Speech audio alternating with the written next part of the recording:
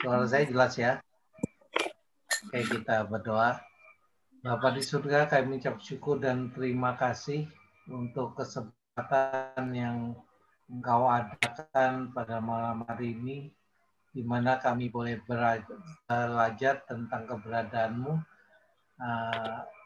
Kami melalui, walaupun hanya melalui Zoom ini, Tuhan, biarlah Tuhan pelajaran kami malam ini boleh memberikan pencerahan kepada kami untuk mengerti akan rencana Engkau dalam kehidupan kami. Berkati Pak Yusak yang akan memimpin kami, akan memberikan pelajaran kepada kami. Biarlah Roh Kudus sendiri yang memberikan hikmat kepadanya. Apapun yang dinyatakan beliau, Tuhan, semata-mata oleh karena hikmat daripada kebenaran firman Tuhan. Terima kasih Bapak, kami buka kelas ini ke dalam tangan Tuhan, kami serahkan dari awal pertengahan hingga akhirnya. Di dalam nama Tuhan Yesus kami berdoa mengucap syukur. Amin. Ya, makasih Pak Ki. Silakan Pak Yusa, silakan memperkenalkan diri juga. Ya, shalom, selamat malam. Terima kasih atas kesempatannya yang diberikan pada saya. Saya nama Yusak Cipto Santoso, saya pelayanan di GPA Anggur Baru, kependetaan saya di sana. Tapi saya bukan gembala, saya hanya penginjil kelilingan aja gitu, walaupun kayak sales gitu ya. Nah, cuman saya langsung aja, nanti kalau mau perlu yang lain-lainnya bisa tanya Pak Widodo atau chat langsung di sini. Nah, saya diberi tema jika Allah ada, Allah baik, mengapa ada kejahatan? Sebenarnya kalau mau dibahas dari topik pembahasan yang pertama ini dan yang kedua tentang mengapa ada penderitaan itu memang tidak terlepas beda jauh. Mungkin nanti yang kedua saya lebih ke satu topik eksposisi kitab. Tapi sebenarnya kalau mau dikaitkan saling terkait antara pembahasan yang pertama dengan yang kedua.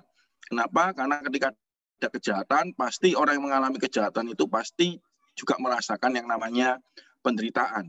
Jadi seseorang yang menjadi korban kejahatan, pasti orang itu juga akan merasakan yang namanya penderitaan dalam dirinya.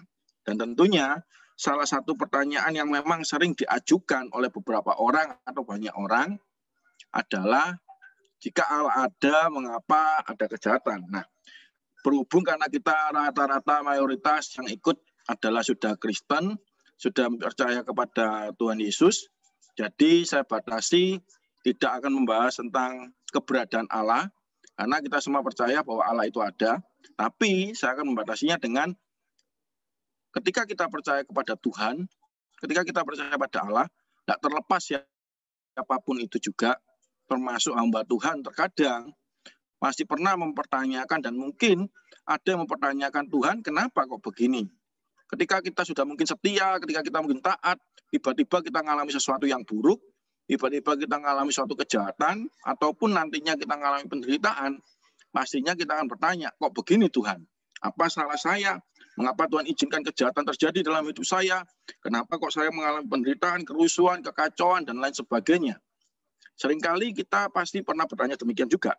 Termasuk saya dulu juga demikian. Ketika mau jadi pendeta, mau dihamba Tuhan, mau dipendetakan, tiba-tiba saya mengalami sesuatu yang saya anggap itu jahat bagi saya, jahat dalam kehidupan saya, yang mana saya harus mengalami satu hal yang buruk, termasuk keuangan saya harus habis bersih, sampai mungkin sempat berutang untuk melunasi sesuatunya. Dan akhirnya saya bertanya, kenapa kok ini semua harus terjadi kepada saya? Kenapa kok harus mengalami hal seperti ini? Padahal saya mau jadi hamba Tuhan. Apa salah saya? Nah, paling tidak kita mungkin juga sering mendengar pertanyaan-pertanyaan demikian juga, baik kita yang sudah jadi hamba Tuhan ataupun rekan-rekan yang lain, termasuk kita juga pernah bertanya seperti itu. Nah, satu hal yang perlu kita ketahui bahwa bicara kebaikan Allah, kita sudah pasti tahu adalah bahwa salah satu sifat Allah, natur Allah adalah Allah itu baik. Allah itu baik, itu salah satu sifatnya natur Allah. Nah, sebelumnya saya akan ajak kita bersama-sama memperhatikan beberapa ayat untuk kita boleh membaca dan mungkin untuk melandasi pembahasan kita hari ini, bahwa di dalam 1 Yohanes 4 ayat 8 dan ayat 16, di sana diterangkan jelas bahwa Allah itu adalah kasih. Allah adalah baik. Karena Allah kasih, dia baik. Karena itu Allah tidak mungkin berbuat jahat dan merancangkan yang jahat. Termasuk di dalam Yeremia 29 ayat 11, dikatakan bahwa sebab aku ini mengetahui rancangan-rancangan apa yang ada padaku mengenai kamu. Demikianlah firman Tuhan, yaitu rancangan damai sejahtera dan bukan rancangan kecelakaan, untuk memberikan kepadamu hari depan yang penuh harapan.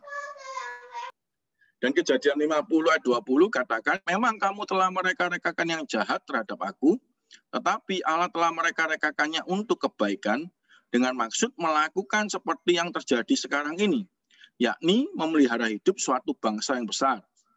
Ulangan 30 ayat 5 dikatakan, Tuhan Allahmu akan membawa engkau masuk ke negeri yang sudah dimiliki nenek moyangmu, dan engkau pun akan memilikinya pula.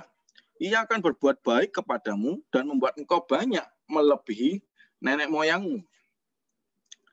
Kecaplah dan lihatlah betapa baiknya Tuhan itu, kata pemazmur.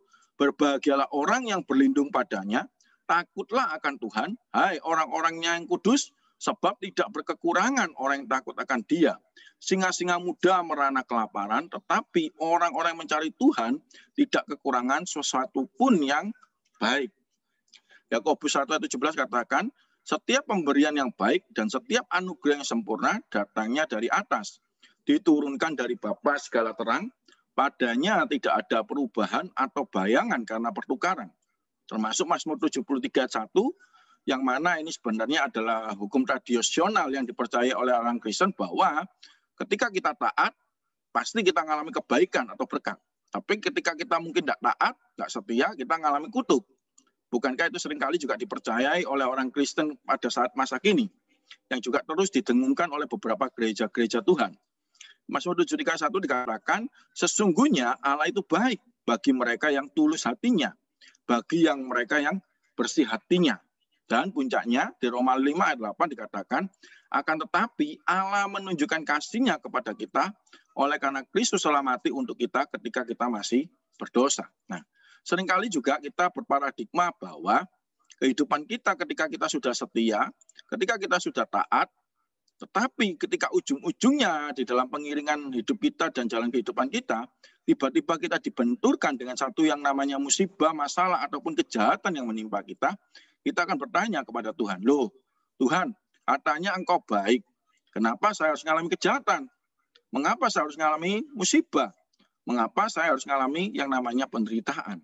Padahal saya sudah taat, padahal saya sudah setia. Nah, paradigma ini muncul karena memang adanya hukum tradisional yang seperti yang dialami oleh Ayub, bahwa katanya seperti teman-teman Ayub yang berkata, loh ini kamu salah, coba kamu koreksi, ada dosa apa di dalam dirimu, mungkin ada yang salah. Padahal kita tahu Ayub tidak ada kesalahan satupun, tetapi Ayub mengalami berbagai macam kejahatan di dalam hidupnya, termasuk dirampok habis-habisan, termasuk juga hartanya habis ludes, anak istrinya, anaknya juga meninggal semua. Nah, inilah satu masalah yang memang seringkali tidak bisa kita hindari di dalam kehidupan kita di dunia ini. Terhadap mereka yang bukan saja menjadi umatnya, malahan mungkin orang yang tidak percaya kepada Tuhan mungkin akan bertanya, loh kalau memang Allah itu ada, buktikan, mana buktinya, kenapa kok banyak begitu kejahatan? Apakah Allah tidak sanggup mencegah kejahatan terjadi? Apakah Allah tidak mampu mencegah bahwa supaya kejahatan itu tidak sampai terjadi? Nah, Bapak Ibu Saudara sekalian, perlu kita ketahui bahwa masalah kejahatan yang mengakibatkan manusia itu menderita adalah satu misteri bagi manusia itu sendiri. Namun, ketika kita mempercayai Alkitab, Alkitab mencatatkan dengan jelas adanya pemeliharaan Allah. Meskipun kita mengalami berbagai macam kejahatan, di tengah-tengah fakta kejahatan yang ada dalam kehidupan kita dan penderitaan yang ada, tetap pemeliharaan Allah itu sempurna dalam kehidupan kita. Meskipun kita harus mengalami berbagai macam kejahatan. Nah, tentunya kalau kita boleh jujur, hidup ini tidak pernah lepas dari yang namanya kejahatan. Tidak pernah lepas dari yang namanya kejahatan. Berita-berita yang mungkin kita dengar setiap harinya, baik itu di media sosial, ataupun media elektronik, ataupun juga media televisi, koran, ataupun media cetak, selalu berbicara banyak hal yang tentang mencakup yang namanya kejahatan yang terjadi di dunia ini. Alkitab pun juga mencatat, berbicara mengenai berbagai problema yang ada berkaitan tentang kejahatan. Salah satu, kalau kita boleh jujur, kita Ayub Ayub juga mencatat berbagai macam problema kejahatan yang terjadi yang ditimpa oleh Ayub. Isa juga Yusuf. Yusuf juga mengalami berbagai macam kejahatan yang dialami oleh dirinya. Nah, tentunya tidak bisa dipungkiri kejahatan itu terjadi kepada siapa saja. Tidak peduli orang itu Kristen ataupun tidak Kristen, tidak peduli orang itu baik ataupun tidak baik, tidak peduli orang itu percaya ataupun tidak percaya, latar belakangnya apapun, yang namanya kejahatan bisa menimpa dan datang kepada siapapun. Singkatnya, kalau kita boleh jujur, problema yang namanya kejahatan ini dialami oleh seluruh umat manusia di seluruh bumi. Nah, cuman peristiwanya kapan terjadi dan waktunya kapan, kita tidak tahu kapan itu terjadi untuk datang kepada orang itu. Kita tidak bisa tahu. Nah, perlu kita ketahui kenapa kok sampai munculnya pertanyaan ini, termasuk di dalam iman kita. Kenapa kok sampai munculnya ada pertanyaan, jika Allah baik, mengapa kok ada kejahatan? Nah, tentunya ada beberapa hal yang perlu kita tahu. Kok sampai orang Kristen atau kita kadang-kadang sampai bertanya-tanya di dalam diri kita, kenapa ya Allah katanya baik, kenapa kok sampai ada kejahatan? Nah, ada 3 hal yang saya temukan. Pertama, yang perlu kita ketahui, bahwa adanya satu definisi yang ambigu, yang keliru, yang salah ketika kita memahami tentang kebaikan Allah. Adanya satu definisi yang keliru ketika kita memahami kejahatan itu. Nah, perlu kita ketahui bahwa sebenarnya seperti kata Agustinus berkata, yang namanya kejahatan itu sebenarnya adalah karena tidak ada kebaikan. Bukan berarti Allah memang menciptakan kejahatan. Tapi sebenarnya karena tidak ada yang baik, karena tidak ada seseorang yang berbuat baik, makanya timbullah kejahatan. Nah, jadi harus kita pahami kejahatan itu sebenarnya bukan Allah yang menciptakan. Tapi memang itu diizinkan terjadi karena memang kehendak bebas manusia yang memilih untuk berbuat jahat daripada mentaati Allah. Nah, kejahatan sendiri sebenarnya adalah artinya tidak ada yang namanya kebaikan. Dan yang kedua yang mau saya katakan tentang kenapa kok sampai munculnya pertanyaan ini adalah karena asumsi yang keliru. Asumsi yang keliru di mana ketika sesuatu yang buruk terjadi ataupun sesuatu yang jahat terjadi, kita langsung menuduh Allah yang harus bertanggung jawab. Kita menuduh Allah bahwa Allah itu adalah aktor yang tunggal yang sepenuhnya harus bertanggung jawab sepenuhnya akan adanya jadinya kejahatan di dunia. Padahal kita harus tahu dan ingat, Allah tidak pernah menciptakan yang namanya kejahatan. Allah mengizinkan itu terjadi karena Allah memberikan manusia kehendak bebas. Allah memberikan manusia kehendak bebas. Jadi manusia diciptakan bukan seperti robot, tapi diberi kehendak bebas. Dan manusialah yang memilih untuk berbuat jahat.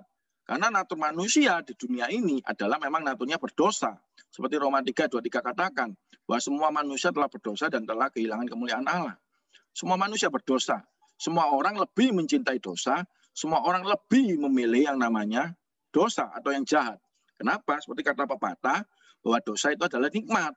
Kalau tidak nikmat, pastinya tidak akan ada yang pilih. Tapi karena berhubung nikmat, dosa itu nikmat, makanya banyak orang yang memilih dosa daripada melakukan yang baik. Nah, memang karena itulah makanya kenapa kita harus hati-hati. Kenapa kok sampai muncul pertanyaan ini? Termasuk mungkin kita bertanya, karena sebenarnya kita mengasumsikannya keliru. Bahwa sebenarnya kita mempersalahkan Allah untuk bertanggung jawab atas semuanya yang terjadi. Padahal sebenarnya kejahatan terjadi bukan karena Allah faktornya. Bukan karena Allah aktornya. Tetapi karena manusia sendiri yang menjadi penyebab aktor kejahatan itu. Dan yang ketiga, kenapa kok sampai muncul pertanyaan demikian? Karena memang harapan manusia yang palsu, yang keliru dalam menempatkan harapannya. Pikir manusia inginnya selalu langgeng dan baik terus selama hidupnya. Dan ingin serta-merta apa yang diharapkan itu selalu sesuai dengan keinginannya. Nah, ini yang keliru, padahal sebenarnya Allah di dalam iman kekristenan seharusnya harapan kita itu diletakkan kepada kematian, kebangkitan, dan kenaikan Kristus. Yang mana Kristus sendiri harus mengalami penderitaan, mengalami berbagai macam kejahatan pun, sehingga sampai pada akhirnya digenapilah dia di kayu salib dan bangkit hari ketiga. Nah, dari 3 hal ini, yang melatar belakangi munculnya pertanyaan-pertanyaan, khususnya di dalam iman Kristen, orang percaya sendiri, yang mengakibatkan walaupun sudah puluhan tahun mungkin ikut Tuhan, walaupun sudah puluhan tahun percaya pada Yesus, tapi terkadang masih mempertanyakan hal yang seperti ini. Jika Allah baik, mengapa ada kejahatan, termasuk mengapa aku harus menderita? Karena hal ini semuanya. Karena mereka juga memiliki paradigma bahwa kalau aku taat, pasti aku diberkati. Kalau aku taat, pasti aku terima berkat. Padahal sebenarnya tidak seperti itu juga. Karena walaupun kita tidak taat, tetap kita terima berkat kok itu. Kita tetap terima berkat. Allah berbuat baik kepada semua orang, tidak pilih-pilih. Allah berbuat baik kepada semua orang, tidak pilih-pilih. Kalau kita boleh jujur, kalau kita mau merenungkan, kebaikan Allah sebenarnya itu dibagi menjadi dua. Yaitu kebaikan umum dan kebaikan khusus. Allah berbaik kepada semua orang. Allah berbuat baik pada semua orang. Allah tidak pilih-pilih untuk berbuat baik. Salah satunya bicara berbuat baik kepada semua orang yang bersifat umum adalah Allah memberikan udara. Bukankah udara adalah salah satu bentuk kebaikan Allah kepada manusia? Di mana semua orang mengalami udara itu, mendapatkan udara itu. Tidak peduli kau percaya kepada Tuhan atau tidak. Tidak peduli engkau kaya atau miskin. Tidak peduli engkau Kristen ataupun tidak Kristen. Tidak peduli engkau lulusan S1, S2, S3 ataupun tidak sekolah, semua dapat udara.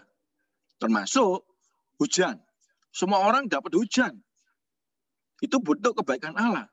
Hujan adalah bentuk kebaikan Allah. Karena kalau tidak ada hujan, manusia pun menderita kekeringan. Tapi karena Allah baik, Allah juga memberikan hujan kepada semua orang. Tidak ada syarat, yang dapat hujan cuman orang yang baik. Tidak.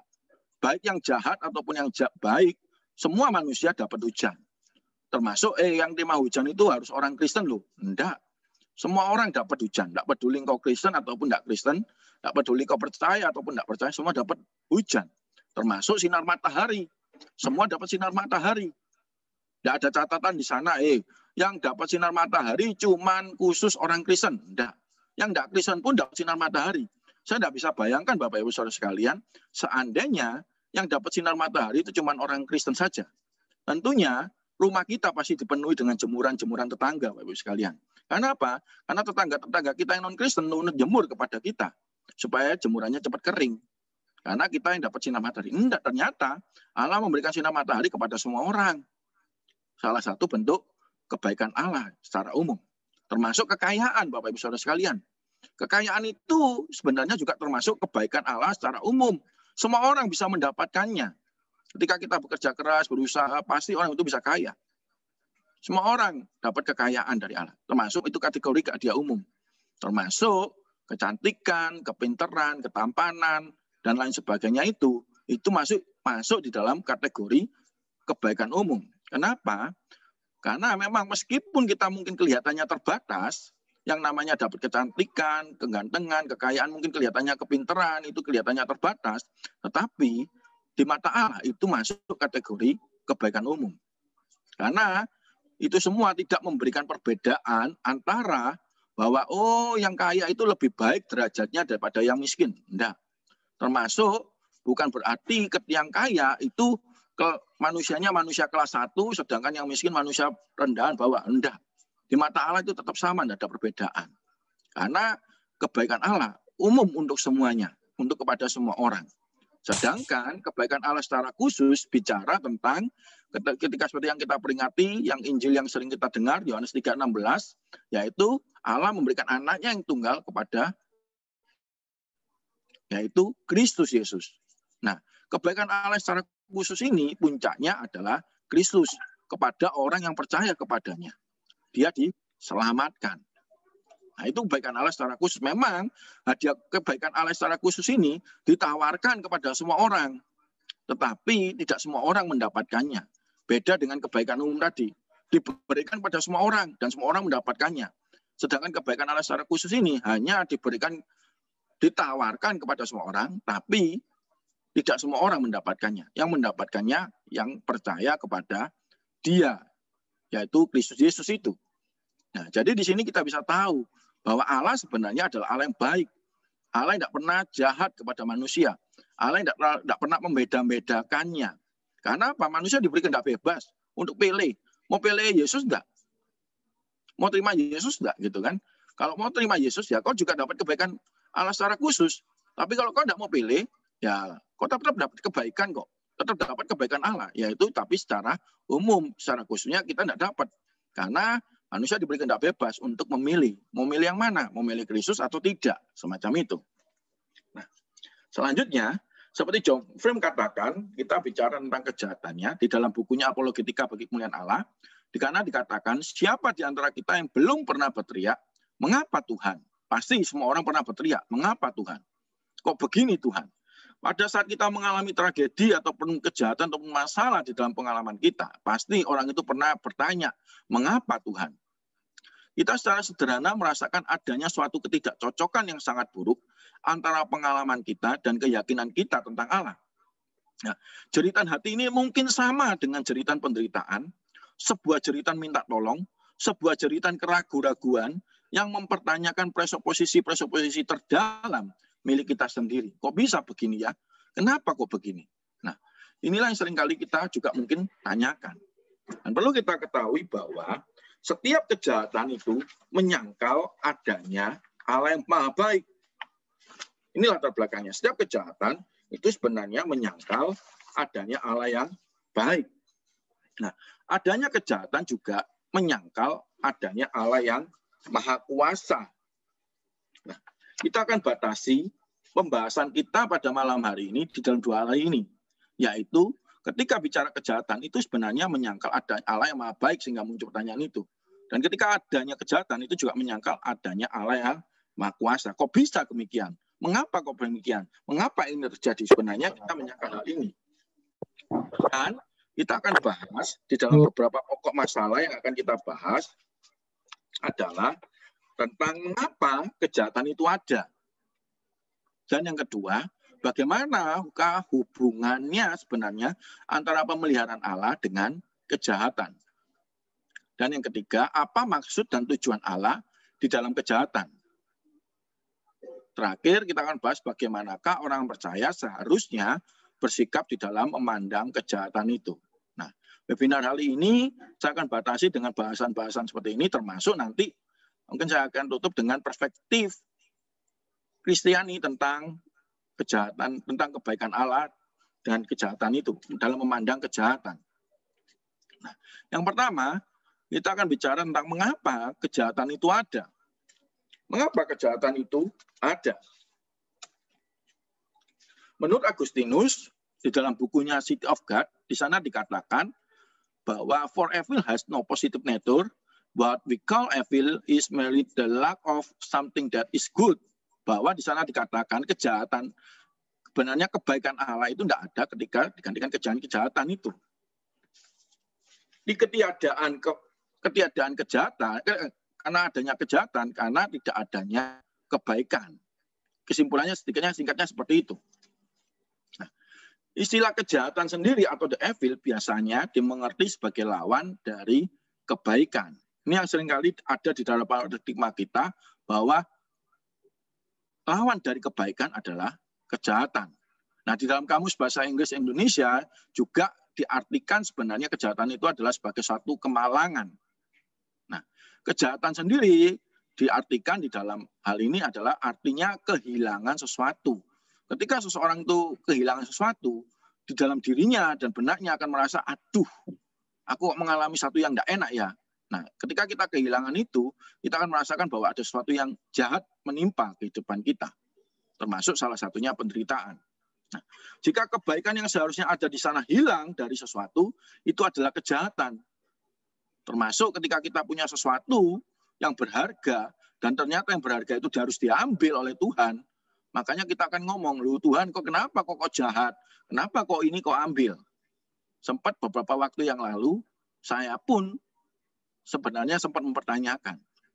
Ketika kemarin tanggal 2 bulan 1 kemarin, awal tahun tanggal 2, saya harus kehilangan mak saya yang saya cintai. Saya dulu dimomong mak saya dari kecil, tetapi ketika mak saya diambil, saya pun sempat bertanya, kenapa Tuhan kok ambil? Padahal saya sebenarnya masih ingin yang lain. Padahal saya masih ingin menyenangkan mak saya. Kenapa ketika saya mulai enak, kenapa kok harus mengambil mak saya? Nah, disitulah saya merasa, aduh Tuhan, kenapa kok jahat? Nah, tentunya itu pun juga mungkin akan kita alami jika seseorang kehilangan sesuatu yang mungkin berharga dalam hidupnya, dan itu harus diambil mungkin dari Tuhan, diambil oleh Tuhan, kita mungkin akan ngomong, Tuhan kenapa kok begini?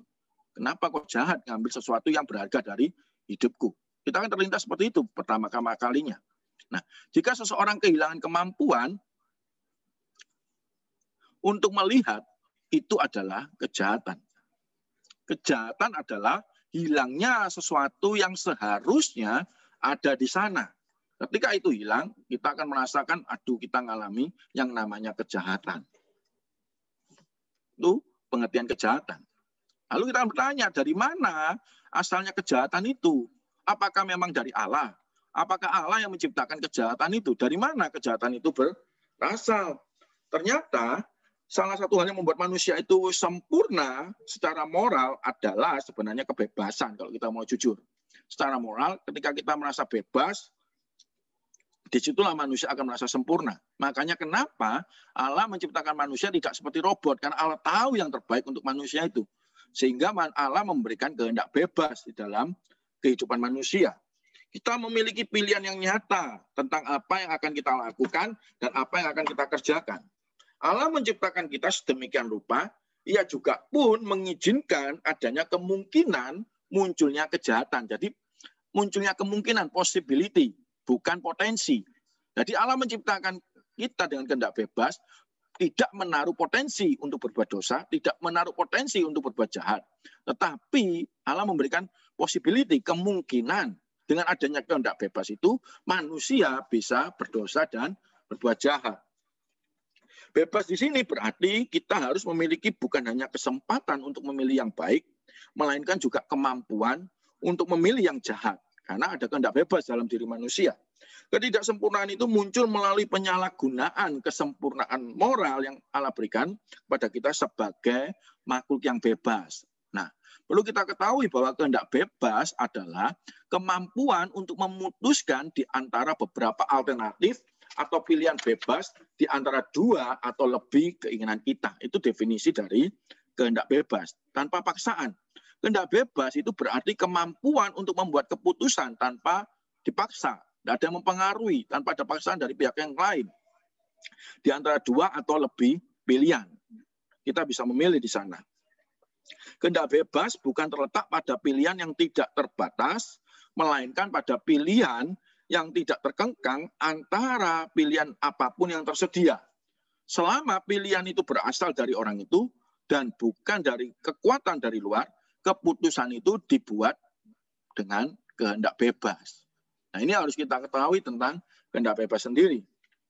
Nah, cuman kita akan bertanya, mengapa kalau gitu kejahatan itu tidak bisa dihentikan? Apakah Allah memang tidak mampu untuk menghentikan kejahatan itu? Apakah Allah tidak bisa untuk menghentikan kejahatan seketika itu ketika ada orang yang mau berbuat jahat?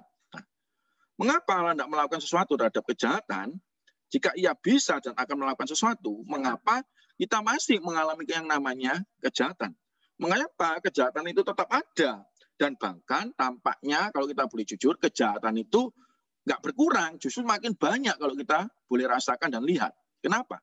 Ada dua hal yang mungkin bisa kita cermati. Yang pertama, karena kejahatan itu tidak bisa dihancurkan tanpa menghancurkan kebebasan. Dan yang kedua, hanya karena kejahatan tidak dihancurkan saat ini, tidak berarti bahwa kejahatan itu tidak akan pernah dihancurkan. Saya teringat salah satu hamba Tuhan yang berkata begini, dia adalah seorang yang seringkali dulu adalah orang yang paling benci dengan yang namanya tikus. Dia paling benci dengan namanya tikus. Karena apa? Karena tikus itu merusak dan seringkali membuat rugi dalam kehidupan dirinya. Jadi dia sangat benci ketika ada tikus. Dan ketika dia lihat tikus, dia akan pasti cepat akan membunuh tikus itu. Dia akan segera ingin membunuh tikus itu. Sampai satu kali ketika dia harus praktik di gereja, pasti ketika di gerejanya ada tikus atau di rumah pastorinya ada tikus, hamba Tuhan yang di sana, gembalanya pasti memanggil dia dengan cepat, dengan segera, supaya membunuh tikus itu. Nah, cuman seringkali ketika dia sudah bertambahnya usia, bertambah, dia tidak membunuh tikus. Dia tidak lagi dengan segera membunuh tikus. Tapi dia mulai lebih berhikmat dengan mencegah supaya tikus itu masuk Tapi tetap tikus itu bisa masuk. Tapi dia ngumpulin, tidak langsung dihentikan dengan langsung. Tapi dia berhentikan dengan segera. Dia tidak langsung dihentikan dengan segera, tapi dia kumpulin sendiri, dia cegah supaya tikus itu tidak semakin banyak masuk di rumahnya. Tetapi tikus itu tetap ada. Tapi dia tidak langsung segera bunuh. Kenapa? Karena tikus itu pasti ada. Dimanapun ketika kita bunuh satu tikus itu, pasti muncul tikus yang lain. Makanya dia mencegah sedemikian rupa di dalam rumahnya, supaya tidak sampai banyak masuknya tikus. Gitu. Nah, tidakkah Allah bisa membuat dunia itu tanpa kejahatan kalau begitu? Termasuk, kalau seperti tadi yang saya kasih contoh, bisakah rumah kita dicegah dengan adanya masuknya tikus? Tidak mungkin. Tikus masih ada di dunia ini.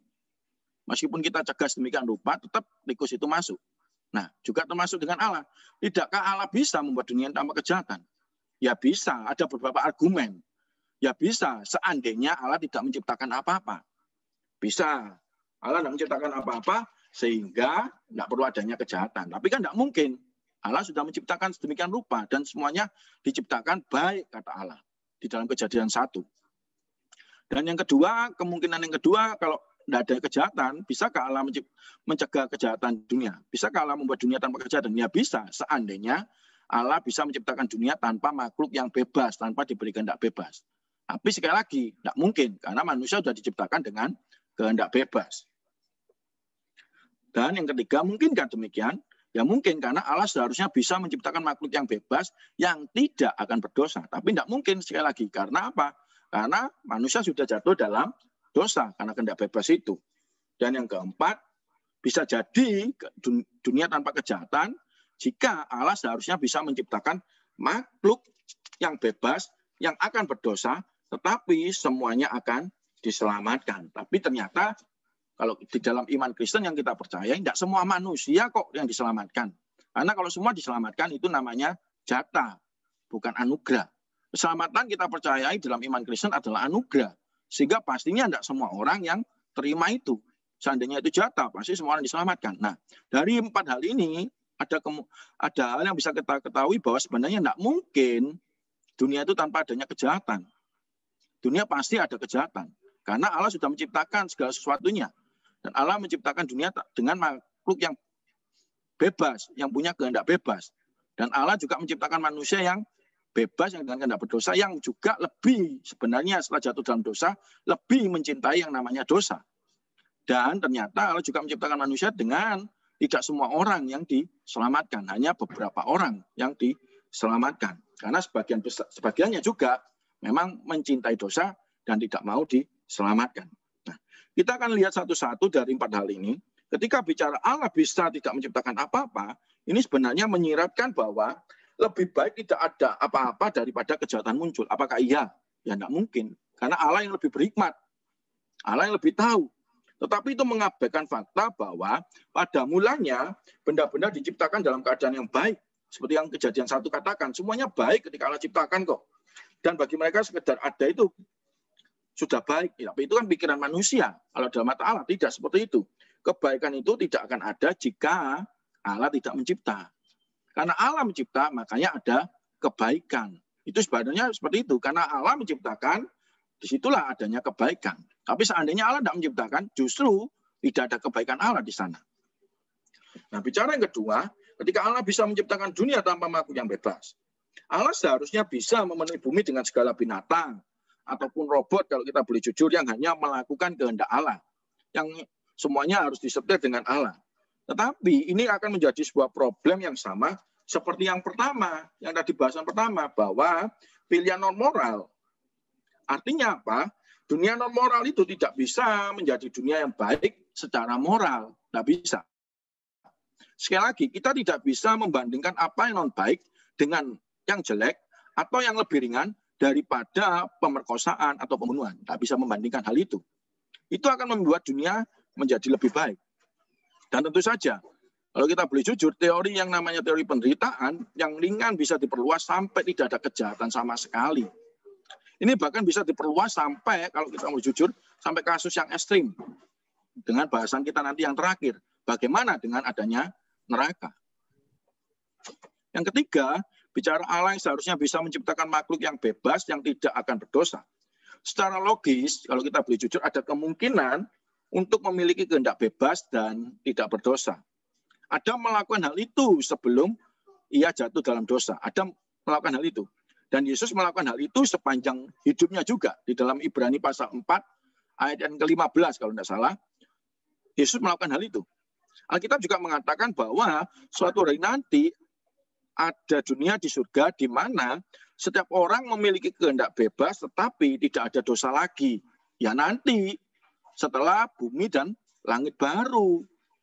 Itu puncaknya, baru tidak ada dosa lagi meskipun manusia punya kehendak bebas. Karena apa? Kehendaknya hanya mentaati Allah ketika bumi dan langit baru terjadi. Tercatat di dalam Wahyu 21 ayat 8 dan ayat 27. Nah, bagaimanakah Allah bisa menjamin bahwa mereka tidak pernah berdosa kalau gitu? Salah satu caranya adalah dengan menghalangi kebebasan mereka. Loh, sekali lagi, kalau menghalangi kebebasan mereka berarti manusia tidak punya kehendak bebas. Tapi ternyata manusia tetap punya kehendak bebas karena Allah tidak pernah menciptakan manusia seperti robot. Di luar itu semua, dunia yang bebas tanpa kejahatan sesungguhnya, kalau boleh jujur, secara moral lebih buruk daripada dunia saat ini. Ketika dunia ini bebas tanpa kejahatan. Dalam dunia ini, orang itu ditantang untuk melakukan hal yang baik dan mulia untuk mengatasi kecenderungan untuk berbuat jahat. Kita dituntut sebagai anak Tuhan, di dalam pengiringan kita kepada Kristus, kita sebenarnya dituntut apa? Untuk berbuat baik. Seperti Kristus, karena kita diciptakan untuk melakukan pekerjaan yang baik. Itu tuntutan kita. Itu tidak akan terjadi di dalam dunia yang tanpa kejahatan. Karena dunia ini banyaknya kejahatan, maka kita sebagai anak Tuhan, sebagai anak Allah, kita dituntut untuk melakukan pekerjaan yang baik. Nah, itu yang jadi indahnya di dalam kehidupan kita. Salah satu bukti kebaikan Allah kepada orang yang berdosa, termasuk kepada kita, adalah seringkali kita adalah digambarkan sebagai dunia. Nah, di dalam teologi Yohanes, itu kecenderungnya kata-kata dunia itu dimaknakan atau lebih bersifat bermakna negatif. Kata dunia lebih bersifat negatif.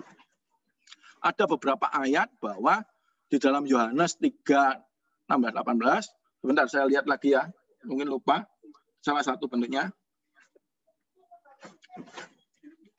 Saya lihatkan, di mana beberapa kata dunia menurut teologi Yohanes itu bermakna negatif.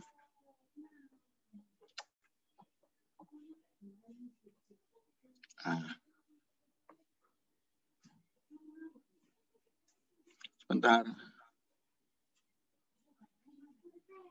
Saya lupa ayatnya.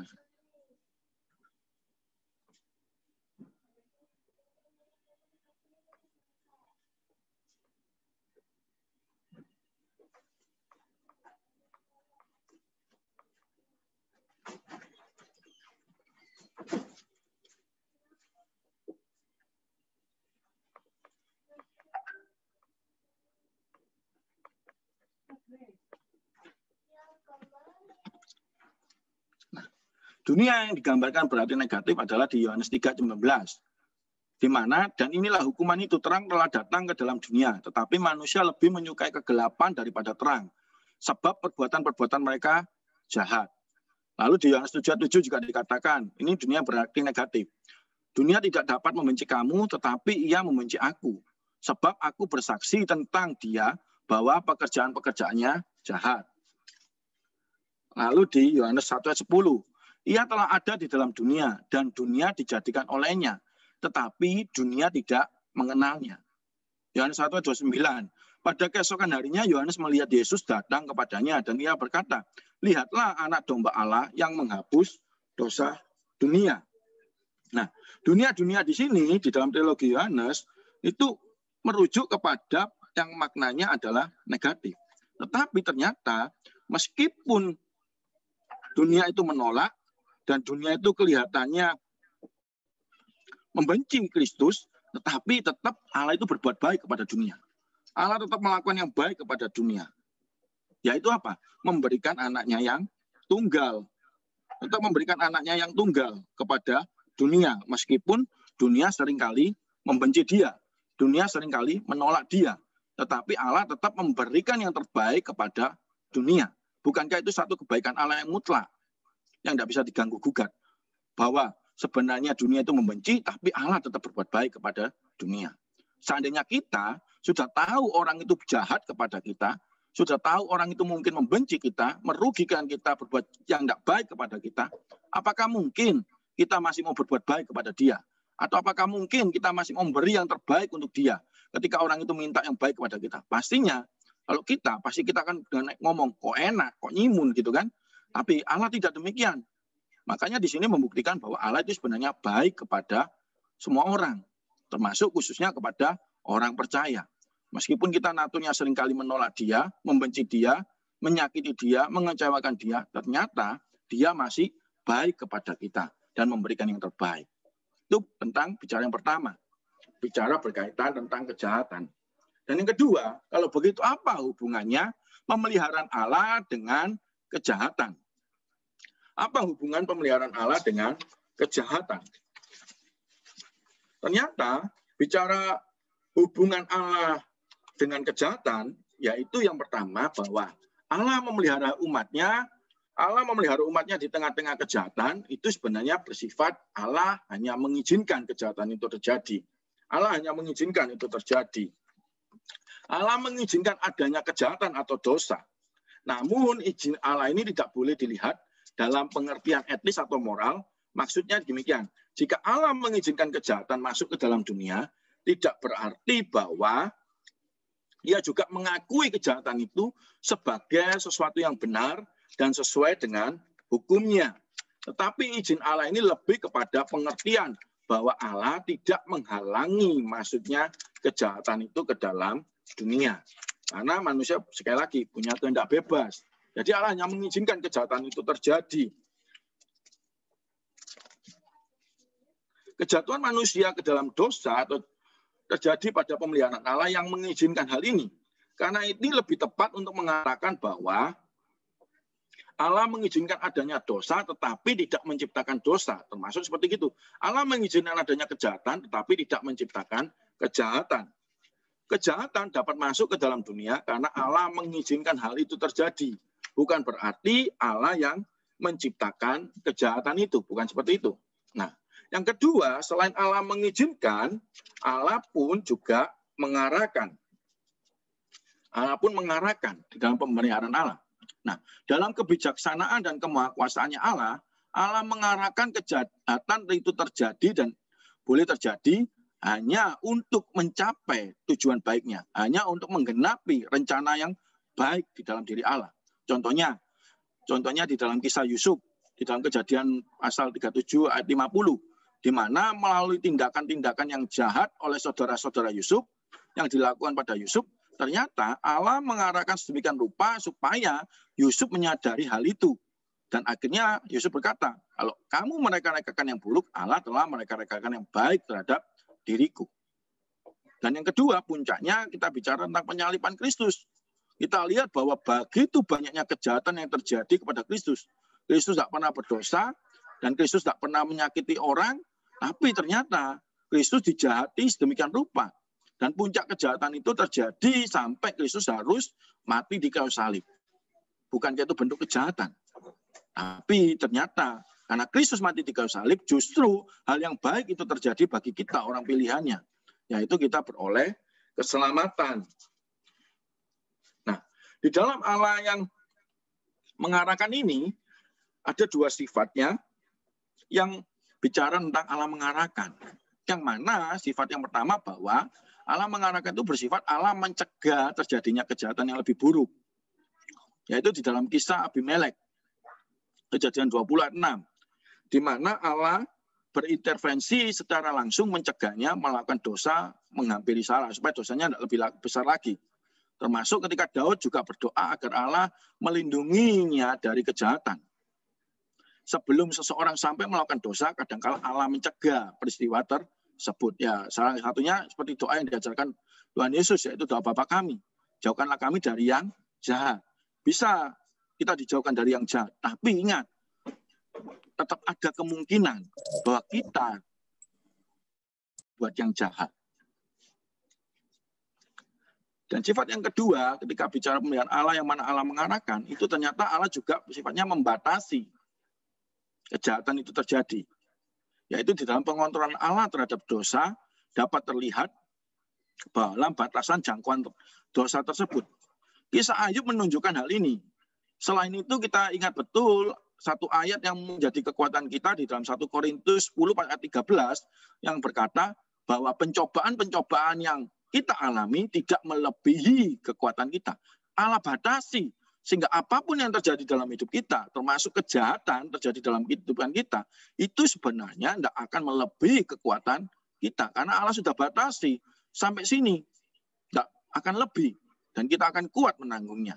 Dan istilah batas ini harus dimengerti bahwa itu dari sudut pemeliharaan Allah yang mengarahkan dengan bijaksana dan dengan kemahakuasaannya.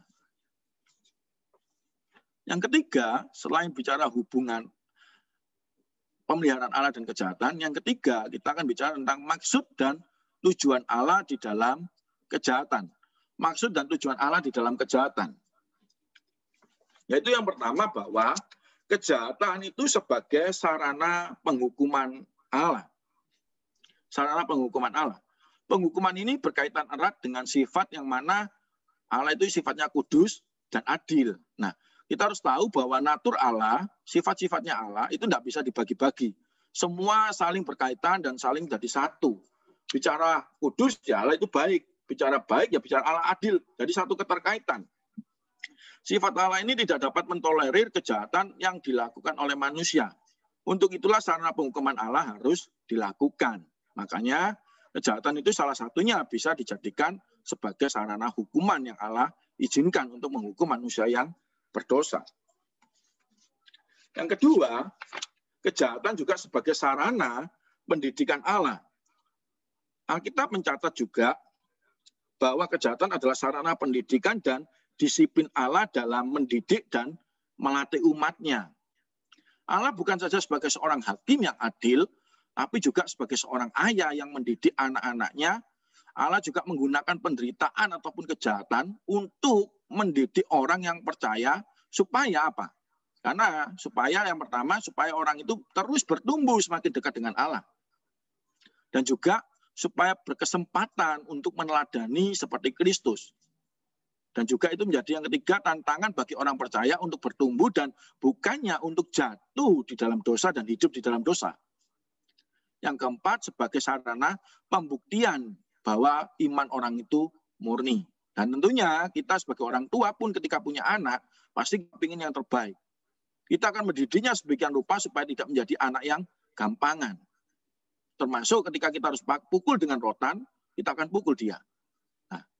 Bapak Ibu Saudara sekalian, saya ingat betul, tidak pernah lupa, ketika saya kecil, kira-kira usia yang sampai SMP, tepatnya sampai SMP kelas 3, kaki saya itu ditang sama papa saya.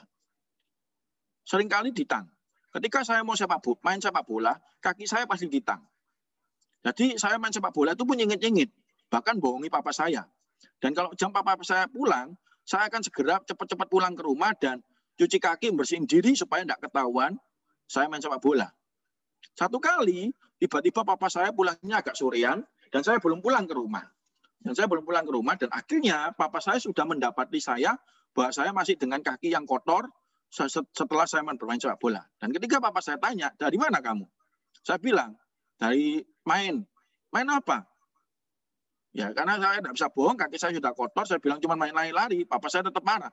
Gak mungkin kamu lari-lari. Papa lihat kamu kok di depan sana main bola. Katanya gitu. Kamu itu begini-begini mana. Sampai akhirnya dia ambil tang dan kaki saya ditang.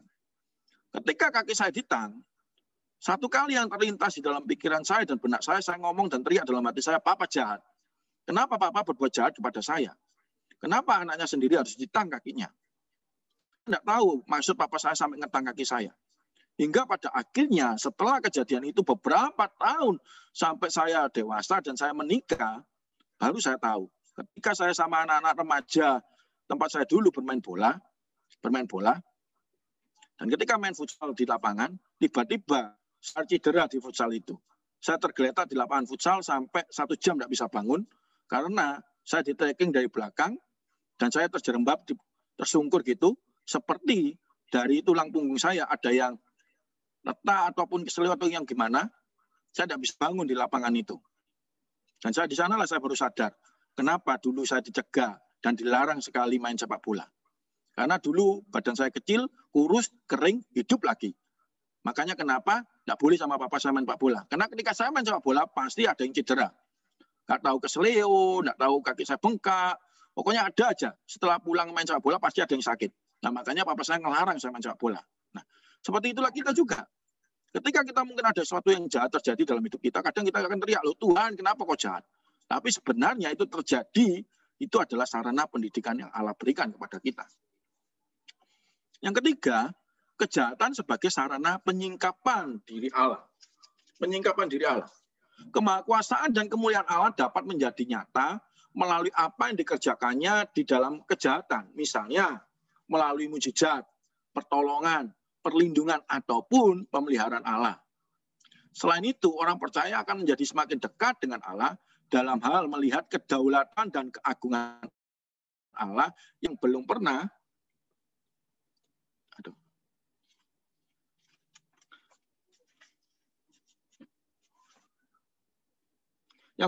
dilihatnya sebelumnya. Sama dengan kisah Ayub yang akhirnya menjadi lebih dekat dengan Allah setelah dia mengenalnya dengan lebih baik. Kalau dulu dia hanya kenal dari kata orang, ketika dia harus mengalami kejahatan, ketika dia harus mengalami penderitaan, akhirnya dia bisa tahu dengan baik, dia tahu secara pribadi lebih dalam lagi siapa Allahnya. Dan terkadang kejahatan itu terjadi dalam hidup kita.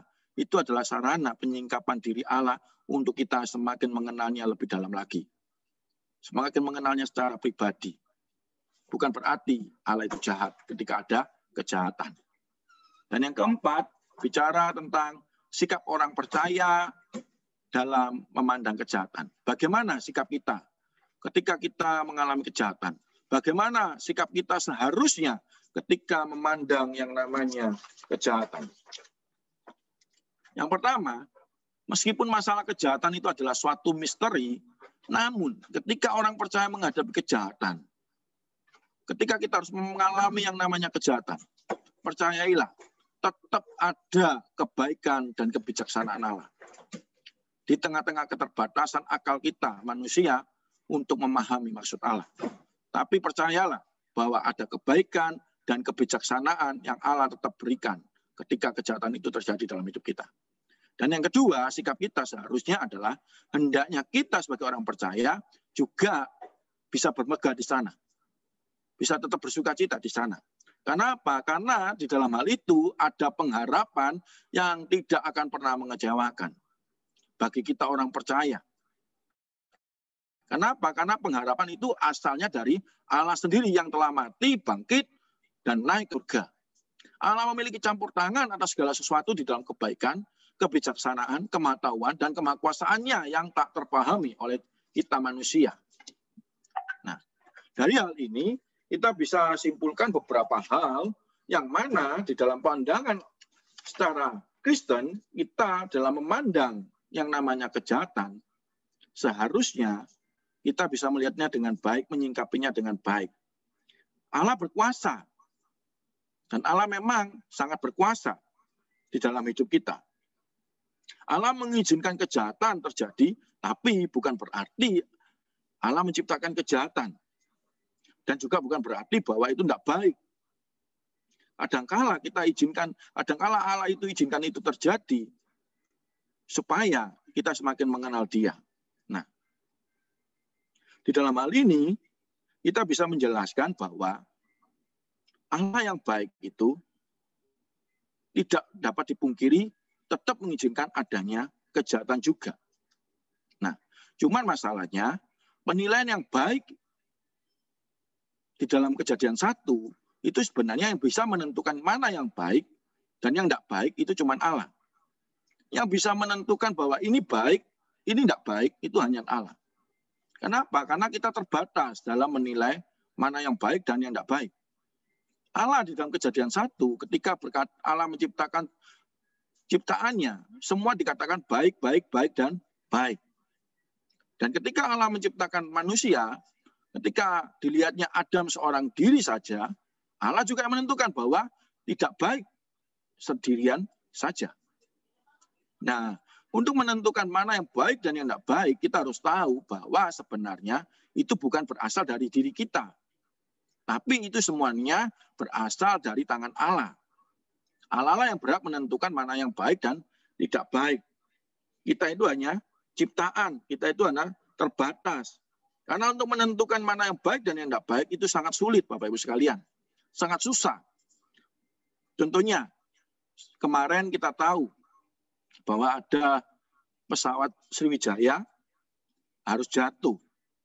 Dan kita dengar juga ada berita-berita yang berkata bahwa ada beberapa penumpang yang batal naik pesawat itu. Dan mungkin orang itu akan ngomong, ya syukur ya aku tidak naik. Coba naik, aku pasti jatuh juga. Mungkin bagi dia baik.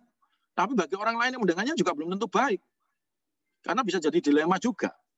Termasuk kita mungkin Bapak Ibu Saudara sekalian, ketika kita dulu ketemu mantan kita dan lihat mantan pacar kita, begitu jahat, begitu kejam dengan suaminya, terus cerai. Terus kita akan lihat, syukur ya, aku nikah dengan istriku sekarang, nggak nikah sama dia. Seandainya aku nikah sama dia, pasti aku cerai. Kita kan nggak tahu, karena menentukan mana yang baik dan tidak baik itu relatif dan sangat susah, sangat sulit untuk kita menentukannya sendiri. Baik atau hendaknya, itu hanya Allah yang bisa menentukan dengan baik. Kalau kita yang menentukan, terbatas Bapak Ibu Saudara sekalian. Makanya kenapa kita tidak bisa dengan gampang berkata, kenapa Allah baik? Kenapa jika Allah itu baik, harus ada kejahatan? Karena belum tentu kejahatan itu terjadi semata-mata buruk untuk kita. Bukan, belum tentu seperti itu. Karena sesuatu terjadi tetap dalam rencana dan maksud Allah. Dan yang kedua, bagi sikap kita dalam memandang hal kejahatan itu, kita dapat simpulkan bahwa kejahatan itu bukan ciptaan Allah. Seperti yang seringkali tadi saya katakan, kejahatan itu bukan ciptaan Allah.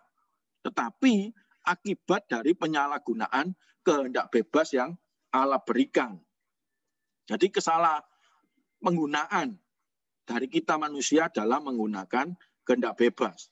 Allah hanya menciptakan yang baik. Seperti Kejadian 1 kan, baik, baik, baik. Allah hanya menciptakan yang baik. Bahkan ditutup dengan sungguh amat baik. Di mata Allah semuanya baik. Dalam Kejadian 1 ditutup dalam penciptaan itu sungguh amat baik. Jadi sebenarnya ada yang tidak baik. Di mata Allah itu baik semua. Termasuk ketika Allah menciptakan terang, Allah tidak menciptakan yang namanya kegelapan. Allah hanya menciptakan terang. Namun kenapa ada kegelapan? Seperti kata Agustinus tadi, kegelapan itu ada karena ketiadaan terang. Kegelapan itu ada akibat karena ketiadaan terang. Jadi sebenarnya Allah tidak pernah menciptakan yang namanya gelap. Allah tidak pernah menyebabkan yang namanya kejahatan. Kejahatan terjadi karena ketiadaan kebaikan, Bapak-Ibu sekalian. Seperti sebuah ilustrasi, kalau kita mau boleh renungkan bersama-sama, seandainya kita beli yang namanya kue donat, kita akan minta kepada toko itu donat. Dan toko akan memberikan donat yang lubang tengahnya. Karena apa? Karena donat itu lubang tengahnya. Kalau tidak lubang tengahnya bukan donat. Dan ketika kita tanya kepada toko itu, loh, aku mau yang tidak lubang tengah. Lalu toko itu akan jawab, loh, saya jual donat. Saya tidak jual yang tidak lubang tengahnya. Karena donat itu harus lubang tengahnya. Nah, karena itu, konsekuensi ketika kita beli donat, pasti ada lubang tengahnya. Termasuk di dalam dunia kehidupan kita. Termasuk bicara tentang kejahatan itu juga demikian. Allah selalu menciptakan yang namanya kebaikan. Kejahatan itu terjadi hanyalah karena ketiadaan kebaikan. Seandainya kita, anak Tuhan atau semua orang berbuat baik, pasti tidak ada yang namanya kejahatan. Contoh, ketika kita mungkin, saya ingat satu contoh dari ceritanya seorang hamba Tuhan berkata gini, seandainya dia adalah seorang pencipta yang namanya Peso, dan Peso ini hanya dia pencipta satu-satunya. Peso ini penciptaan dia satu-satunya, baik di sepanjang abad Hanya dialah pencipta pisau itu satu-satunya. Tidak ada pencipta pisau lainnya. Nah, satu kali ternyata pisau itu digunakan oleh seseorang sampai orang itu membunuh orang lain. Tanpa sengaja dia membunuh orang lain dengan pisau ciptaannya. Lalu kalau kita boleh tanya, apakah salah yang menciptakan pisau itu? Dan apakah yang menciptakan pisau itu juga harus dihukum? Dan apakah yang menciptakan pisau itu harus disalahkan juga? Jujur kita akan ngomong, ya enggak. Karena apa? Karena pisau diciptakan bukan untuk membunuh. Pisau pada dasarnya diciptakan untuk berbagai hal yang baik. Pencipta itu juga menciptakan pisau untuk membantu, mempermudah orang, untuk memotong hal-hal yang mungkin kesulitan, memotong sayuran, memotong buah, dan lain sebagainya. Sebenarnya pisau diciptakan bukan untuk membunuh, tapi karena tidak sengaja, orang itu membunuh. Lain cerita kalau pisau itu diberikan kepada seorang pembunuh. Lain cerita. Kalau sebenarnya orang itu sudah punya potensi membunuh, dan lalu dikasih pisau, ini loh pisau, bunuh orang itu, pasti lebih mudah, pasti sangat mudah dan cepat. Nah, baru itulah orang itu salah. Baru pencipta itu salah. Dan sekali lagi kita harus tahu bahwa Allah tidak pernah menciptakan potensi manusia untuk berbuat dosa. Tapi Allah memberikan possibility, kemungkinan manusia berdosa dengan adanya kehendak bebas. Nah, karena kehendak bebas itu disalahgunakan, akhirnya manusia berdosa. Yang ketiga, bahwa kejahatan hanya bisa dievaluasi secara kilas balik di ujung masa depan, seperti kisahnya Yusuf. Kejahatan hanya bisa dievaluasi secara kilas balik di ujung masa depan. Hal ini bicara kalau kita mau lebih mudah, saya gambarkan dengan sebuah ilustrasi bahwa ilustrasi di Cina daratan, di Tiongkok sana ada sebuah cerita dongeng bahwa ada seorang petani yang punya seekor kuda jantan dan satu orang anak lelaki tunggal. Nah, satu kali tiba-tiba si kuda jantannya ini hilang dari rumahnya dan lepas. Si petani ini marah-marah besar kepada anaknya dan bilang, aduh, kenapa kudanya hilang? Aduh, Amsyong, ini rugi besar ini. Itu harta kita satu-satunya tapi hilang. Gimana ini kuda kita hilang? Amsyong, ini pasti rugi, ini tidak enak ini. Dan keluarga ini merasa tidak nyaman dan merasa sangat dirugikan karena harus kehilangan kudanya. Beberapa hari setelah kudanya hilang, tiba-tiba kuda jantannya itu kembali pulang ke rumah petani itu. Dan bukan hanya pulang sendirian, kuda jantan ini pulang dengan membawa beberapa kuda betina liar yang ikut dengan kuda jantan ini. Dan kalau hilangnya tadi satu, dan akhirnya kembali, kuda jantannya kembali, dan kedapatan beberapa ekor kuda betina yang ikut kuda jantan ini. Dan ketika petani itu lihat bahwa kuda jantannya itu kembali dan membawa beberapa kuda betina, si petani itu berteriak, aduh, syukur kuda jantanku kembali. Hoki aku, nyata tidak sampai hilang. Wah, ini berkat ini tidak sampai hilang. Kuda jantanku kembali, bahkan lebih banyak lagi. Nah, setelah melihat kuda betina yang banyak itu, dia panggil anaknya yang tunggal laki-laki itu. Dan anaknya yang tunggal dibilang, nah, tolong itu jagaan kudanya. Lalu kamu rawat kuda betina-betinanya. Jinakkan mereka. Supaya kuda-kuda betina itu tidak liar lagi, tetapi bisa jinak. Singkat cerita, si anaknya yang tunggal pria ini menjinakkan kuda-kuda betinanya dengan usahanya. Satu kali ketika dia lagi mau menjinakkan kuda-kuda betina, ternyata terjadi sebuah kecelakaan. Si kuda betina yang begitu liar, tiba-tiba menendang si anak dari petani ini. Ketika ditendang dan kakinya terinjak oleh kakinya kuda, sampailah kakinya anak ini patah dan dia harus lumpuh. Dan ketika si petani itu melihat bahwa anaknya cedera dan ditendang oleh kuda sampai lumpuh, si petani itu langsung berteriak, waduh, Amsyong aku, anakku satu-satunya cacat lagi. Ngomel-ngomel sedemikian rupa menyala-nyalakan kuda-kudanya. Kenapa kuda-kuda betina ini susah diatur? Wah, gini ini aku rugi, anakku satu-satunya harus cacat. Tapi tidak berhenti di sana, tiba-tiba tidak lama kemudian datanglah seorang pegawai istana yang datang ke desa itu dan memberitahukan sebuah pengumuman bahwa semua anak laki-laki yang sehat harus ikut wajib militer untuk membantu negara berperang. Nah, ketika anaknya maju ke depan dan dilihatlah bahwa anaknya cacat, dia tidak kepilih dan tidak diajak untuk wajib militer. Dan tidak diharuskan ikut wajib militer.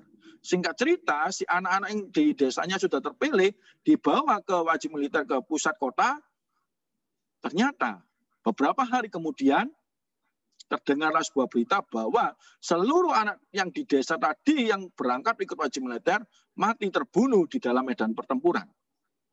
Ketika si petani itu mendengar hal itu, dia bersyukur dan merasa, syukur anakku yang cacat ini tidak sampai ikut wajib militer.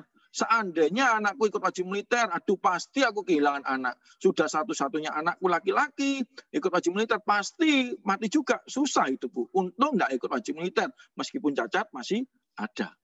Bapak Ibu Saudara sekalian, kalau kita mau jujur, cerita ini kalau mau dilanjutkan sedemikian rupa, pasti tidak akan ada ujungnya. Pasti tidak akan ada habisnya. Pasti kita akan seringkali ngomong syukur, pasti ngomong itu ngomel, syukur dan ngomel. Karena itulah hidup kita juga. Kita tidak akan bisa tahu saat ini.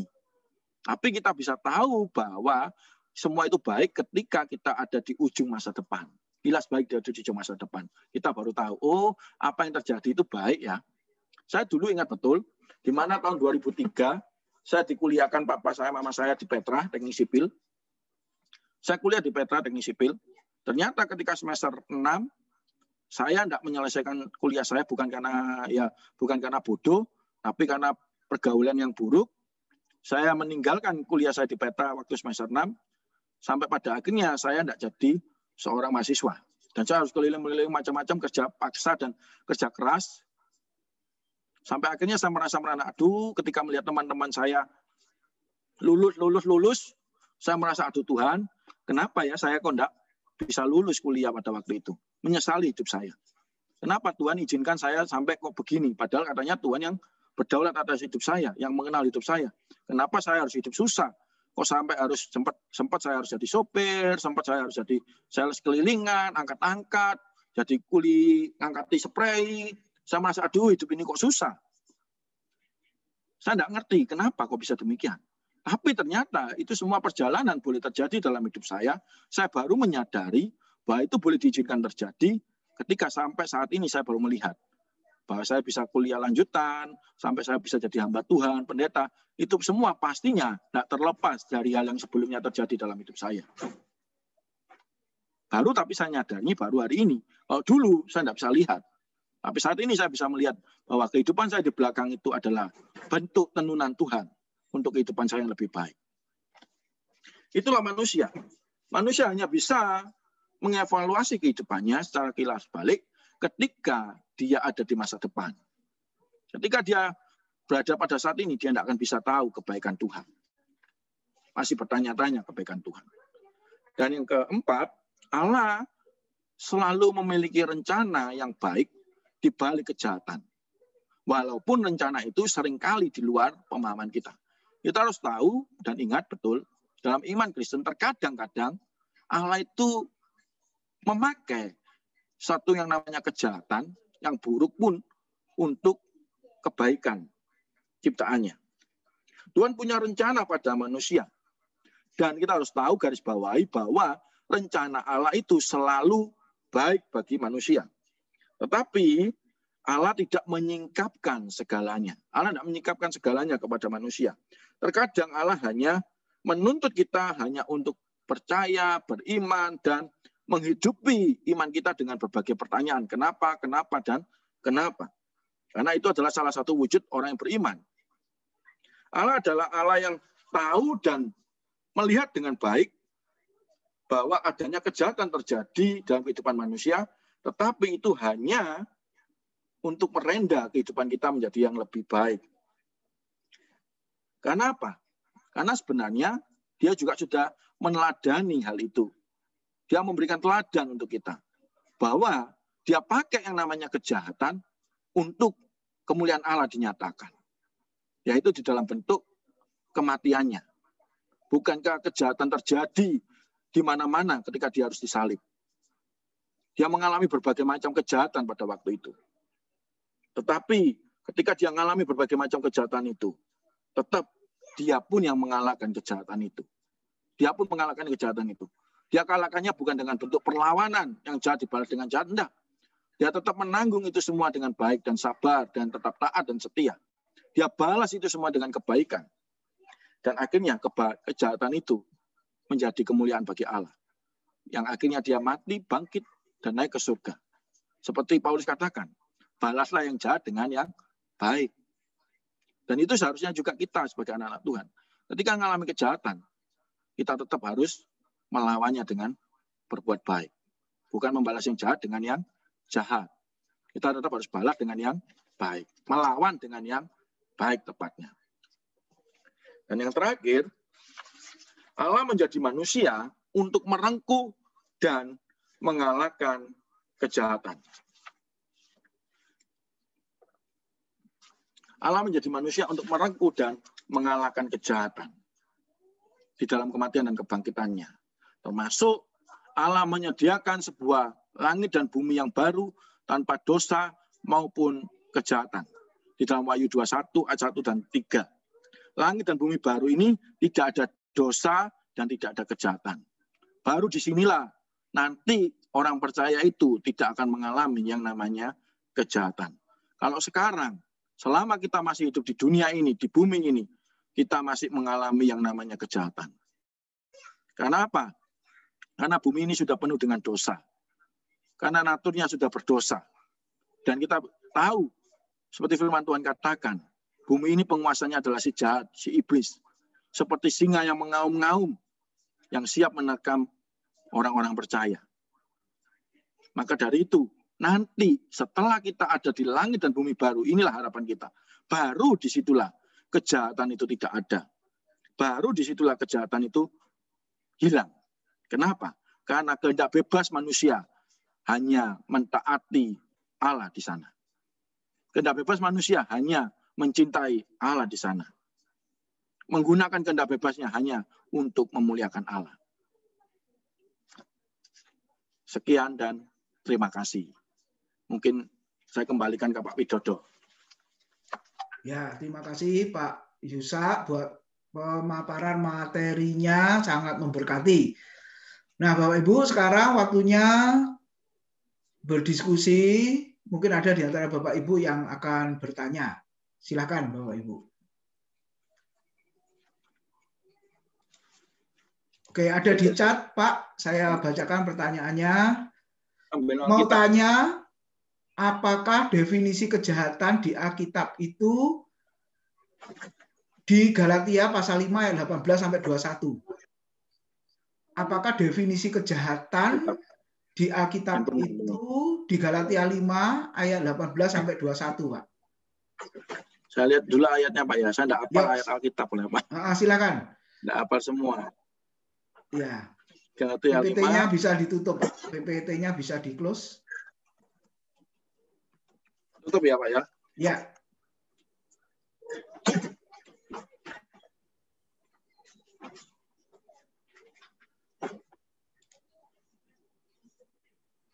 Definisi kejahatan di Alkitab itu di Galatia 5, 18 dan 21.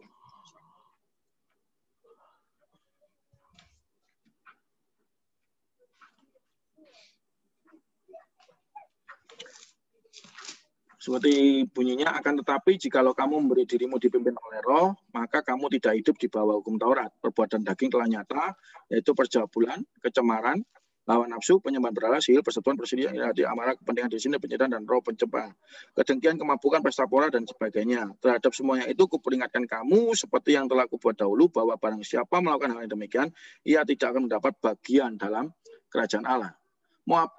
Nah, pertanyaannya kan, apakah definisi kejahatan di Alkitab itu di Galatia 5 ayat 21?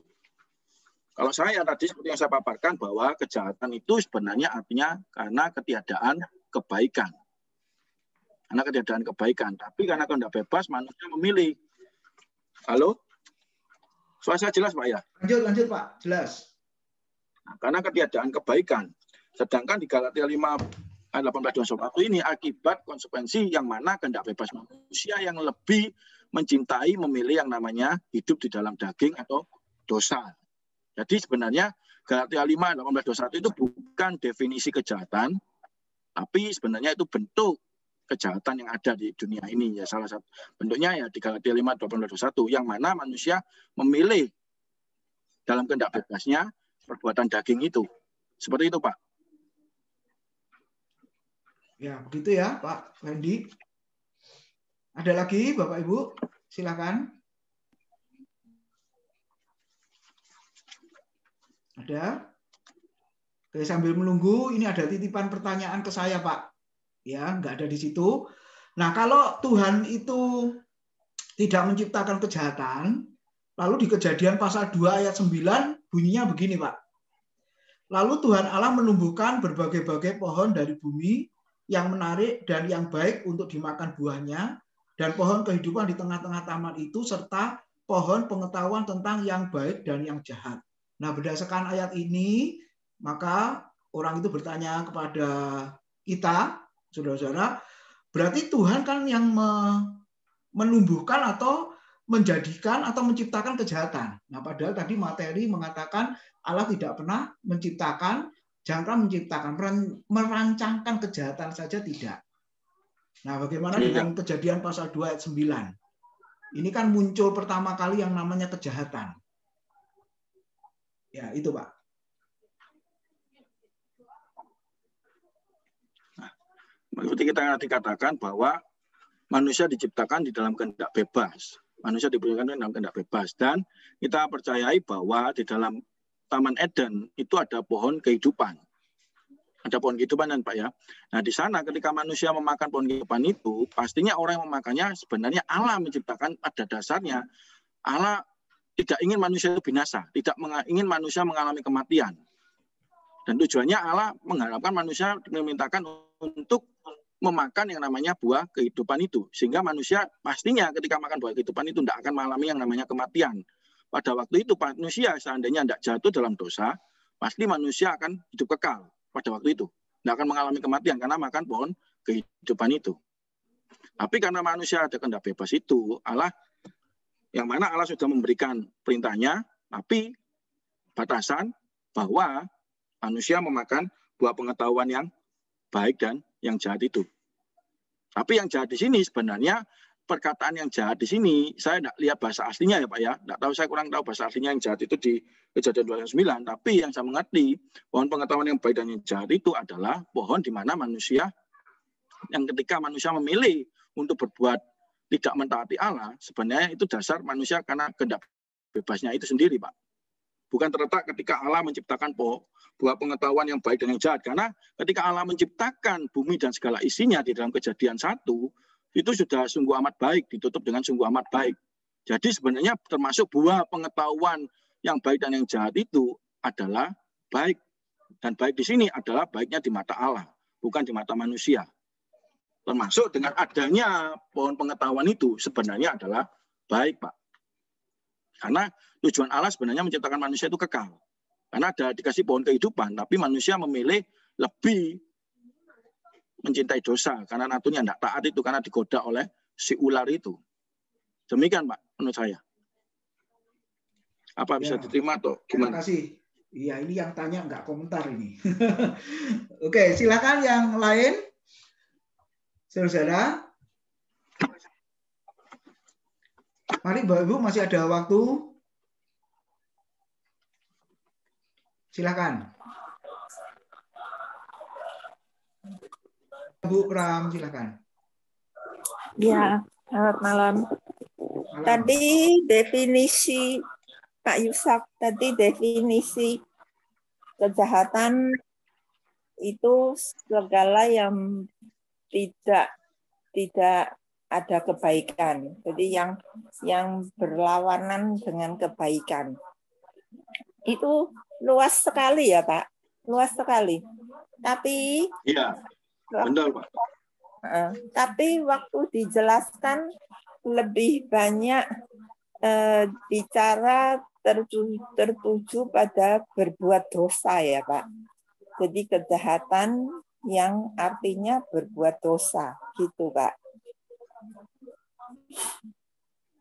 Jadi maksud saya definisinya pokoknya yang tidak ada kebaikan itu jadi kejahatan. Ya itu luas sekali Pak, macam-macam ya Pak. Ya, karena tapi lebih konkretnya kan kejahatan itu muncul ada karena adanya dosa, Bu. Akibat dosa, makanya manusia melihat itu jahat. Makanya kenapa ada hitam dan putih. Manusia baru melihat membuat perbedaan hitam dan putih ketika manusia itu jatuh dalam dosa. Dan ketika manusia bicara tentang berkat dan kutuk, itu kan akhirnya ada dualisme. Itu pun akibat dosa.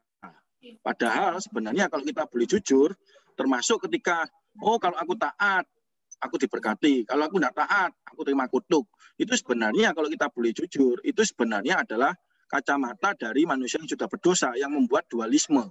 Karena sebenarnya menurut tradisi orang Yahudi yang kuno, itu ketika Allah memberikan malaikatnya, di mana mengutus malaikatnya, baik itu mengutus malaikat, itu termasuk dalam latar belakang kisah Ayub. Dalam latar belakang kisah Ayub, seandainya ketika Allah mengutus malaikatnya, itu Allah mengutus dua malaikat, yaitu malaikat berkat dan malaikat kutuk, dengan satu pujian himnenya. Saya lupa lagunya apa, himnenya apa itu lupa, tapi Allah mengutus malaikatnya dua, yaitu malaikat berkat dan malaikat kutuk. Nah, sebenarnya ketika Allah mengutus malaikat berkat dan malaikat kutuk, itu bukan satu hal yang jahat. Kenapa? Karena Allah memberikan malaikat berkat untuk orang yang baik memangnya. Dan Allah memberikan malaikat kutuk untuk orang yang tidak berbuat baik. Tapi tujuannya untuk kebaikan orang itu, mendidik orang itu. Untuk memberikan orang itu supaya bertobat dan lain sebagainya. Tapi di mata Allah, sebenarnya ketika Allah mengutus malaikat baik dan malaikat berkat dan malaikat kutuk, itu tujuannya tetap baik bagi kehidupan manusia. Seperti itu, Bu. Sedangkan bicara dosa, karena dosa itu munculnya adanya kejahatan. Bisa diterima, Bu? Tapi Tuhan mendatangkan kebaikan untuk memuliakan Allah gitu. Jadi lewat dosa yang tadi tujuannya memuliakan Allah. Terkadang Allah bisa memakai sesuatu yang buruk atau sesuatu yang jahat untuk membuat manusia mempermuliakan Dia. Salah satunya saya memahami kisah tentang cerita tentang tentang Saul, yang mana dia lihat rohnya Samuel, ya kan, itu roh Samuel dengan petenun. Nah, saya mempercayai bahwa di dalam tafsiran saya setuju dengan pandangan bahwa yang muncul di dalam wujud roh Samuel itu adalah memang roh Samuel. Nah, bukankah itu sesuatu yang dalam petik, kalau kita tahu itu kan setan, itu kan buruk. Terkadang dalam kasus-kasus tertentu ya, tanda petik, dalam kasus-kasus tertentu, Allah terkadang memakai sesuatu yang jahat atau sesuatu yang dalam arti yang buruk itu untuk kebaikan seseorang. Karena seperti Roma 8 ayat 28 dikatakan segala sesuatu kan, itu saya setuju Allah mendatangkan kebaikan bagi mereka yang mengasihi Dia. Begitu, Bu. Ya, Pak. Ya, terima kasih, Pak. Sama-sama. Ya, terima kasih. Ini ada di chat, Pak Yusak, bisa dibaca. Ya, bagaimana sikap kita sebagai jemaat ketika menghadapi otoritas rohani di atas kita, pemimpin jemaat yang melakukan kejahatan atau dosa. Sebab seringkali ada yang berpendapat jangan mengusik hamba yang diurapi, sehingga jemaat akhirnya cenderung untuk membiarkan masa bodoh dan terima kasih. Ya, ini didikan dari gerejanya mulanya, Pak ya. Kalau saya sendiri ketika ada pemimpin yang berdosa, ya kita harus tegur. Karena tetap ada disiplin gereja gitu kan. Selain bicara gereja kan selain bicara organisme juga bicara organisasi. Kalau organisasi kita serahkan ke organisasi dulu yang di atasnya. Kita laporkan yang di atasnya. Kalau enggak kita tegur dia 4 mata dulu kan. Kita tegur, kita nasihati. Kalau dia ngotot ya kita serahkan ke organisasi. Kalau memang dia tetap ngotot, ya. Kalau saya keluar, nggak ikut dia, nggak usah dihiraukan gitu kan. Kita juga nggak bisa menghakimi dia secara frontal juga, karena kita juga tidak luput dari yang namanya dosa dan kesalahan juga gitu. Seperti itu, Pak Agus. Ya, yang di atasnya, Pak, ada satu lagi yang Galaxy J7 Pro itu. Ketika ada kejahatan, apakah itu yang harus anak Tuhan melakukan hidup di dunia harus pikul salib sampai manusia akhirnya kembali menghadapi Kristus dalam arti kematian? Ya, panggilan kita memang kan pikul salib sangkal diri. Karena memang ketika kejahatan itu terjadi, Allah tidak pernah menjanjikan kehidupan kita kan lempeng kayak jalan tol yang tidak ada geronjalan. Nah, geronjalan itu bisa jadi ya salah satunya kejahatan itu, termasuk penderitaan, persoalan hidup dan lain sebagainya. Dan itu memang salah satu panggilan orang percaya. Termasuk kalau kita ingat cerita tentang Bani Asaf, Mazmur 73, dia hampir saja kan tergelincir dengan pahaman tradisionalnya. Seperti Mazmur 73, sebentar saya lihat. Ayat yang pertama tadi, Mazmur 73,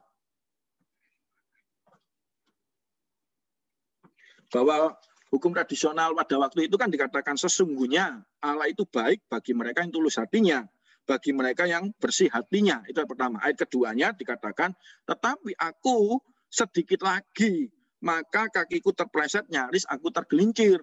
Dia nyaris tergelincir.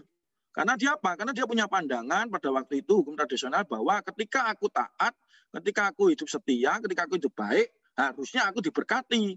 Harusnya aku hidupnya lempeng-lempeng aja. Harusnya aku hidupnya berkemakmuran, hidupnya berkelimpahan, gitu kan. Tapi ternyata justru sebaliknya. Dia justru harus mengalami penderitaan. Dia harus mengalami yang namanya kejahatan. Dia harus kena tulah. Bahkan tulahnya bukan 1 kali 2 kali, hampir tiap hari. Mazmur 73 katakan. Dan ternyata dia katakan di ayat kedua, nyaris aku tergelincir dalam pandangan itu. Nah makanya kenapa anak Tuhan harus sadar bahwa panggilan hidup kita adalah memang pikul salib, sangkal diri. Tidak jamin kita bebas hambatan, tetap ada penderitaan dan itu harus kita pikul. Karena itu panggilan orang percaya. Seperti Kristus setelah meneladani, memberikan teladan di dalam kehidupannya. Seperti itu Pak. Untuk Pak Galaxy J7 Pro.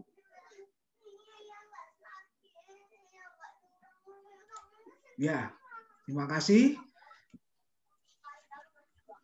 Apakah Kejadian 2:9 itu berbicara tentang jatuhnya iblis dari surga ke dunia yang jahat? Jawaban saya tidak, Pak. Saya punya pandangan yang berdosa terlebih dahulu itu malaikat, baru manusia, Pak. Jadi malaikat dulu yang jatuh dalam dosa, baru manusia yang berdosa. Jadi di sana tidak bicara tentang jatuhnya iblis dari surga, enggak, Pak. Untuk Buwati ya, enggak, Bu.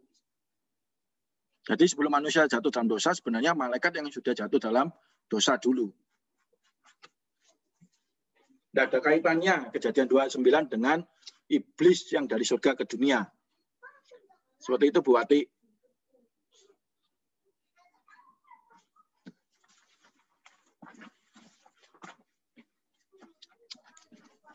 Ya, itu Pak, di Kejadian 2, lanjutannya itu. Bandingkan dengan Wahyu 2:9-11.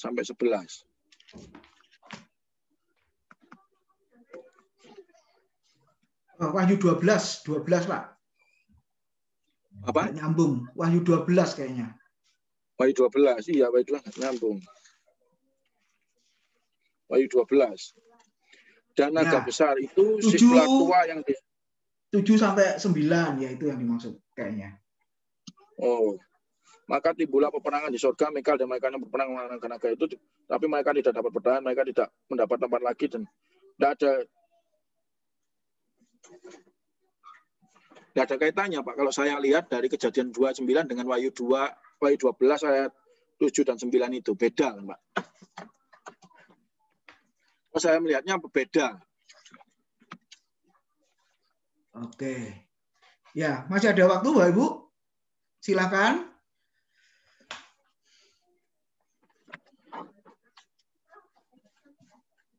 Itu naga sudah dikalahkan.